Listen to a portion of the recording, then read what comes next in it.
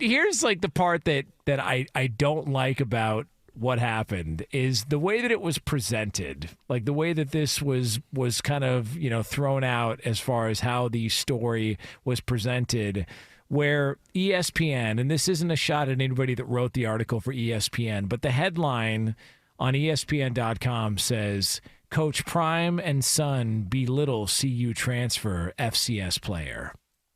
Mm-hmm. Okay. We can try and victimize the guy all we want, but the way this reads to me is that guy took shots first and they responded. And if you didn't think that Deion Sanders was going to respond, you clearly don't know anything about who Deion Sanders was as a player, as a guy, or even as a coach. And it just feels like this is everybody now taking an opportunity to see somebody who was very confident and was promising success and has had it. Maybe the wins weren't there at the end of the season, but has had success. And now, as I said at the start, it's open season on Colorado, and a lot of people out there who were rooting for this thing not to work, who are seeing a little bit of a crack in the shield and are thinking, this is our opportunity to pounce. The guy shot his mouth off. They responded. The fact that they're trying to victimize everything on the other side doesn't really add up to me. Well, it's the off season to begin with, right? So, the one thing that you realize about media anymore is, and listen, this has always been really a part of media, is drama sells. And we're seeing all of these beefs take place with the rappers, and culture drama sells. It's so funny. I'll post something on my social media, be some of the most uplifting quotes or uplifting posts. Nobody looks at them. I post a dude that wants to be a woman coming out of a woman's bathroom out of college, and a girl filming herself asking the dude about being in the joint, and it goes crazy. I could sit there and post something cool about, something that took place, and, somebody getting some type of acknowledgement award or something of that sort. Be a couple people that look at it, a couple people that say, oh, that's amazing. I post AB talking about Caitlin Clark and what he thinks about Caitlin Clark and what she does and doesn't do, and it goes viral. Drama sells. And for what it's worth, I know there were differing opinions on how Deion handled the scenario. Some people said they didn't like the fact that he responded and he needs to hold himself in a higher regard and this and that and the other. And like you said, and other angles becoming like, here's a victim. He's being kind of attacked by Deion and the Colorado players and Shedeur and all these things. Belittled. Yeah, listen, when it all shakes out, it's just entertainment.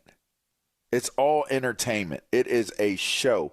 And it's interesting to me that people try to create these falsified type of standards and what it's supposed to look like and the integrity of it and how it's supposed to be done and why it's supposed to be done. What Deion Sanders is doing as a coach, and he did it as a player, is he's showing you that he doesn't care about what you believe the social norm should be. Because ultimately, when he's in front of the camera, whenever he's in the public eye, he knows it's a show. That's why his nickname is called Prime Time. If you weren't paying attention, the man's nickname is Prime. So when talking about certain things and certain issues, you can't have a strong stance on saying that what Deion is doing is incorrect and that isn't up to the standard of what a coach is and this, that, and the other. You don't get to define what that is. Whoever these people are that's reporting it or saying that's beneath him or that's not what a coach is held to a higher standard, different standard, okay. There's nothing saying that Deion Sanders isn't holding himself to a higher standard as a coach. But we make these drama moments into something, because that's how you keep people clicking. That's how you keep people engaged. For what it's worth, whether you like it or not, Deion Sanders understands how the show works. Deion Sanders knows how to garner support from his captive audience, and he knows how to keep building the haters. You look at Floyd Mayweather. When Floyd was Pretty Boy Floyd, nobody paid attention to him, Jonas. No. Nobody cared. Pretty Boy Floyd. Nobody cared. A skilled fighter who had hand issues. He kept breaking his hands. Then he changes to Money Mayweather, and he starts antagonizing people and plays the heel, and he becomes the most highest paid boxer of all time, selling out stadiums, going crazy with pay-per-view buys. And you know why? Because you had a captive audience that loved Floyd, but you had a ginormous audience that wanted to see him fail. And that's what Deion Sanders is as a coach right now. You have a ginormous audience that wants to see him fail, and he has a captive audience that really, really loves and admires what he does. He understands that. He plays it to the nine, and you know what? It's always going to be what it's going to be when Deion Sanders' name is associated and attached to it. It's also like the idea of, well, you're a coach. You know, you should be – okay, well, he's not like every coach. Right, and not every coach is going to coach the same. Like when people would get on Kevin Durant, because Kevin Durant would respond to somebody on social media or whatever, and Kevin Durant's like response to that was, "Why can't I respond? Like what is this?" That's what I'm saying. Yeah, all like these false parameters. You've got to act a certain way because you're this, and he's like, no, I think it's fun, so I respond. Big deal. Like it doesn't have to be, well, you know, you're behind the velvet ropes. You're a bigger deal, so you shouldn't you know, talk down or look down on everybody else and respond to all the negativity. Leave that for us, dude.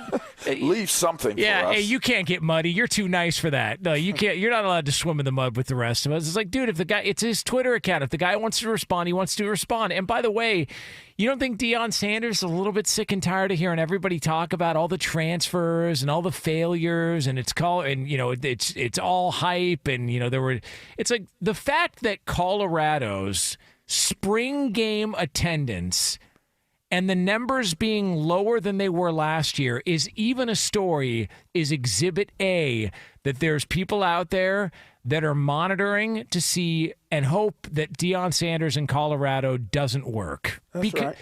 Dude, there was 28,000 people that showed up to a spring game in Boulder, and I believe temperatures were in the low 40s. That's pretty good. Imagine how many people are waiting to say Deion Sanders got fired, of course, or Deion Sanders got in trouble, or this, that, and the other. They have the story already ready to go. Yep. They're just waiting for it to happen. Like, you know how many people have tweets in their drafts? Like, if you went to somebody and they're in somebody's drafts around social media, how many tweets getting ready to pile on Deion Sanders every time they lose, just ready to fire him off? Like, ready to go. I think what he's done at Colorado is fun. I'm not expecting them to win a national title or to win a conference title or anything like that. Now that they're out of the crap 12 and on to bigger and better things, I'm not expecting any of that. But he's turned around a program. He's put them back on the map, and you say whatever you want. Colorado football and Deion Sanders. They've already won. The top 3 stories in college football last year, right next to Georgia not losing a game for 3 years and Michigan and Jim Harbaugh. They've already won. Yeah, like, I agree. Just accept the fact that no matter how much you hate them or how much you love them, they've already won because everybody is investing in it. Yeah. Everybody, like the amount of revenue, everybody's won. I mean, Colorado, Deion, everybody's won. And let me tell you something, Coach Prime, you want to throw us like a pair of blenders, we'll take them. for having your back here. Yeah, we'll take them. You know, Leo get on top of that for you.